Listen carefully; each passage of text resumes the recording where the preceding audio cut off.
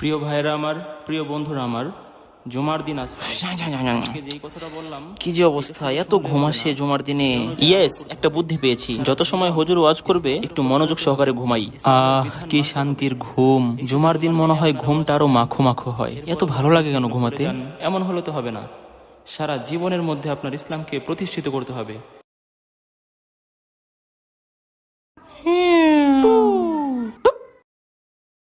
You are not the best Muslim. দেখুন ভাই, আমি একেবারে রিয়েলি সত্য কথা বলছি। অন্যান্য সময়ের চাইতে জুমার নামাজে ঘুম একটু বেশি আসা স্বাভাবিক। আমি নিজে প্রমাণিত, যখন জুমার নামাজে হুজুর খুতবা দেয় তখন ঘুম আসে, এটা স্বাভাবিক। কিন্তু এর জন্য করণীয় কি? এর জন্য করণীয় হলো, রাসূল সাল্লাল্লাহু আলাইহি ওয়াসাল্লাম বলেছেন, তোমরা ওই জায়গা পরিবর্তন করে অন্য জায়গায় গিয়ে বসো, তাহলে ঘুম চলে যাবে। প্রিয় ভাইরা আমার, প্রিয় বন্ধুরা আমার, জুমার দিন আসছে। যেই কথাটা বললাম, কি যে অবস্থা, এত ঘুম আসে জুমার দিনে। ইয়েস, একটা বুদ্ধি